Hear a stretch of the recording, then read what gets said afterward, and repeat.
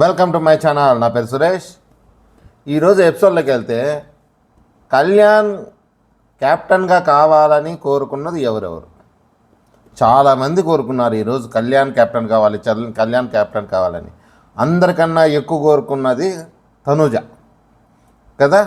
తనూజనే కదా. తనూజ ఏమంటుంది ఒకనొక టైంలో, రే నువ్వు క్యాప్టెన్ కావాలని మీ అమ్మ ఎంతగా కోరుకుంటుందో అంతకన్నా ఎక్కువగా నేను కోరుకుంటున్నాను అని చెప్తుంది. మీరు గమనించారా? అంటే వాళ్ళిద్దరికీ మరి బాండింగ్ అనాలా, స్నేహం అనాలా, చాలా బాగా కుదిరిందే అనాలి చెప్పాలి.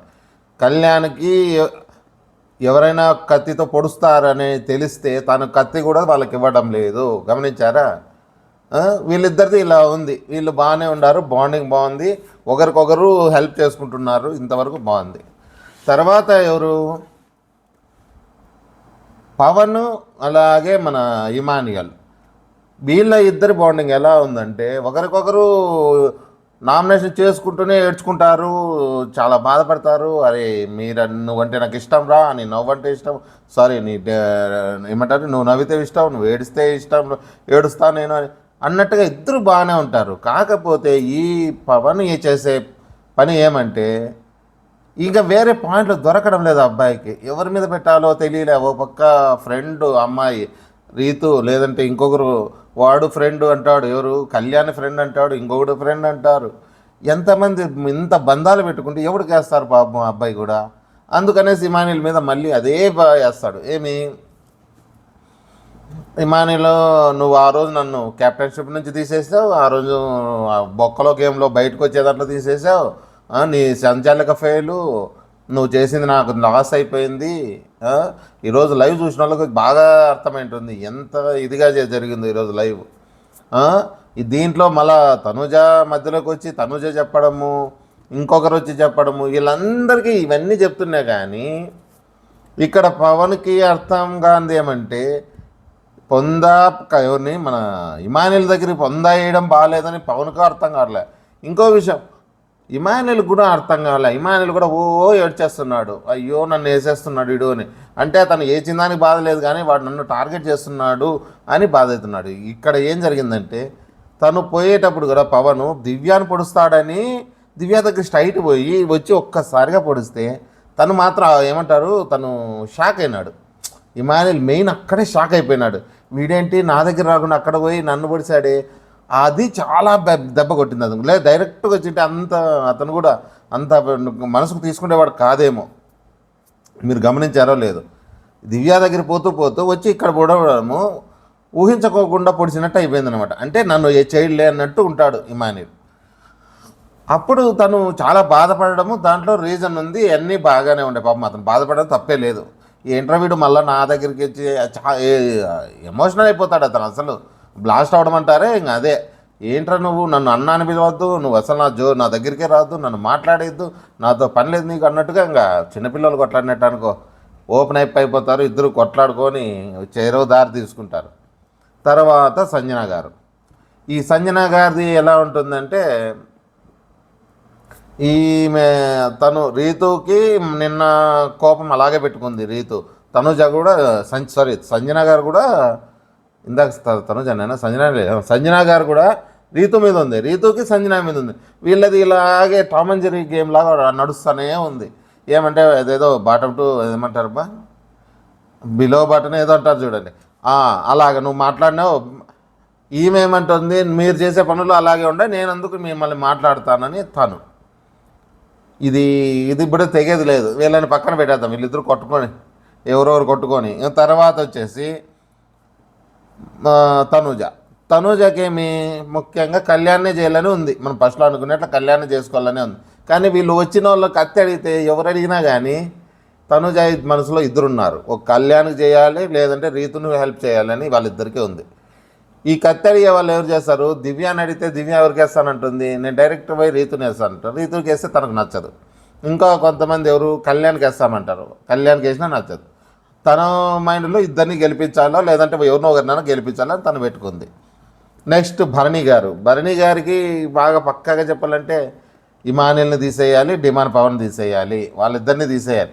వాళ్ళతో పాటు వీళ్ళిద్దరిని చూస్తుంటే ఎవరు మన భరణి గారికి సంజన గారికి ఒక ప్లాన్ కూర్చొని చేస్తారు. ఏమని చేస్తారంటే, మనం రీతుని ఎట్లయినా కానీ క్యాప్టెన్గా కాకుండా చూసుకోవాలి. తను క్యాప్టెన్ అయ్యి ఇమ్యూనిటీ వచ్చిందనుకో టాప్ 5లోకి వెళ్ళిపోతుంది.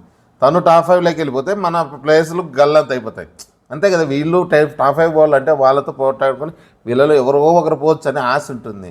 పొరపాటునకినా తను రీతుకినా పోయిందనుకోండి అని నవ్వుకోవడాలు కూడా చూసింటారు మీరు. వీళ్ళ ప్లాన్లు వీళ్ళు పక్కాగా ఉన్నారు. ఇంకా సుమన్ అంటారా, సుమన్ ఏ ప్లాను లేకుండా వాళ్ళు ఎలా చెప్తే అలా ఉన్నాడు, అంతేగాని వీళ్ళది ఇలా ఉంది. ఇప్పుడు మనం గేమ్లోకి పోతే ఈరోజు జరిగిన గేమ్స్ గురించి చెప్పాలంటే క్లైమాక్స్ మాత్రం అదిరిపోయిందని చెప్పాలి. ఎందుకంటే వీళ్ళు ఆడిన ఆటలో ఎవరు గెలిచారు ఎవరు ఓడిపోయారు అనే కన్నా వాళ్ళ మీద ఉన్న ఫ్రెండ్షిప్ చూపించడం కానీ, తన వైపు ఇది ఎవరు కళ్యాణ్ వైపు పవన్ చూస్తుంటే పవన్ వైపు కళ్యాణ్ చూడడము అసలు చాలా బాగా అనిపించింది. ఎందుకంటే ఎవరైనా గెలవగానే నేను గెలిచేశాను ఓ రేంజ్లో ఎగిరి గంతేయడమా, ఇంకా జెండా ఎగిరేసినాక పండగ చేసుకుంటారు. కానీ కళ్యాణం ఆడ జెండా ఎగిరేసి కూడా అబ్బాయిని చూసి ఏడవడం అనేది అబ్బా సూపర్ అబ్బా.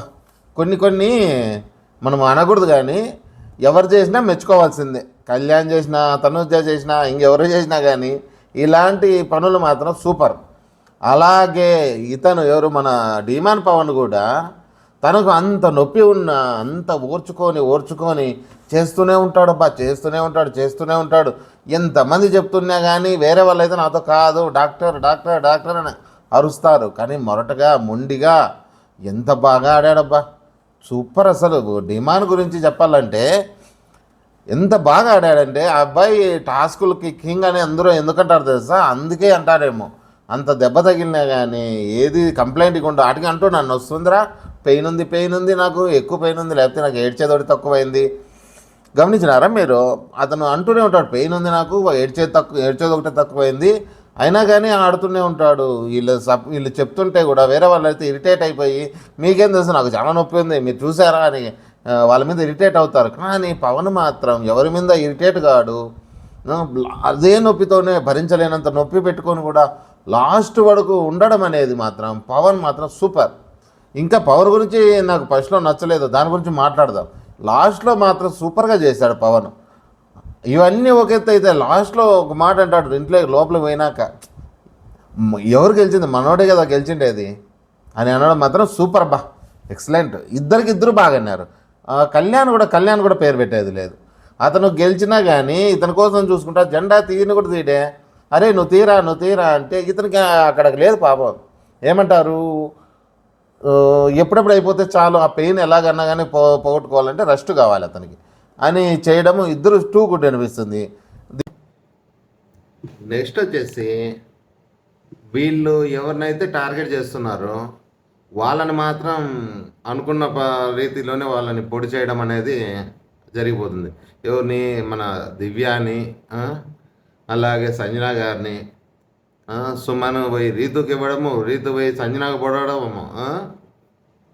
మళ్ళీ ఇక్కడ హైలైట్ ఎవరన్నా ఉన్నారంటే కళ్యాణ్కి మళ్ళీ తను కత్తిచ్చి తను మాట తీసుకోవడం. ఎవరు, సంజన గారు టార్గెట్ ఏమి మొత్తానికి రీతుని తీసేయాలి, మీరు ఎవరన్నా మాకు సంబంధం లేదు, రీతుని మాత్రం తీసేయాలి, నువ్వేమన్నా చేసుకో. దివ్య కూడా రీతుని తీసేయాలనే ఉంటుంది.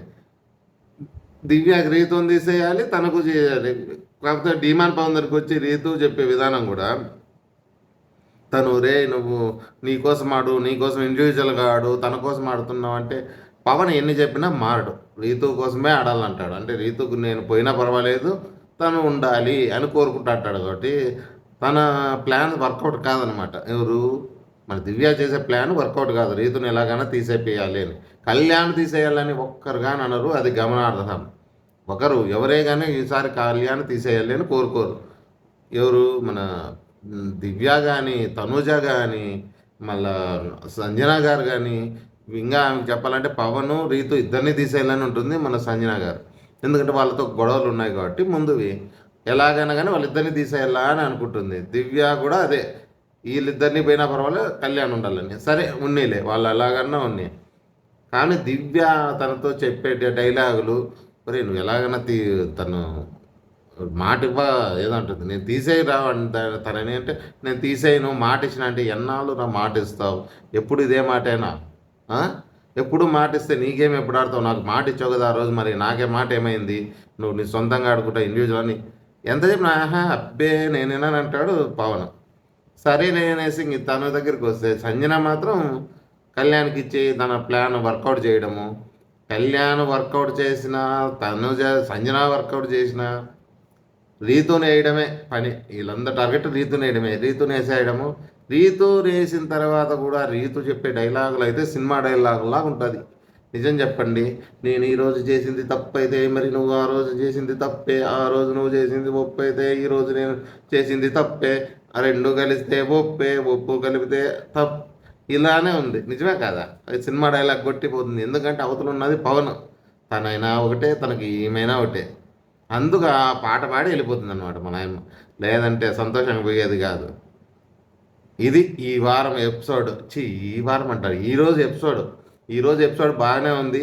నాకు అనిపించింది ఏమంటే, ఈ శత్రువులు, ఈ బయట మన శత్రువులు కొట్టుకుంటున్నారు కదా చాలామంది, తనుజ ఫ్యాన్స్ అలాగే మన కళ్యాణ్ ఫ్యాన్స్. ఈ కొట్టుకునే వాళ్ళు ఎలా ఉన్నా వాళ్ళని చూస్తే ముచ్చటేస్తుంది. వాళ్ళేం బ్రహ్మాండంగా ఉన్నారు, వాళ్ళు చాలా హ్యాపీగా ఉన్నారు. ఇక వారం తర్వాత వచ్చినాక చూస్తాం. ఇంకా 4 వారాలు 3 వారాలు ఉంది కదా, అయిపోయినాక ఏమన్నా జరగచ్చు. ముఖ్యంగా ఎవరు మీకు నచ్చిన వాళ్ళు ఓట్లు వేసుకోండి. అలాగే నచ్చితే లైక్ చేయండి, షేర్ చేయండి, సబ్స్క్రైబ్ చేయండి. మంది పాజిటివ్ ఛానల్ గుర్తుపెట్టుకోండి. జై హింద్.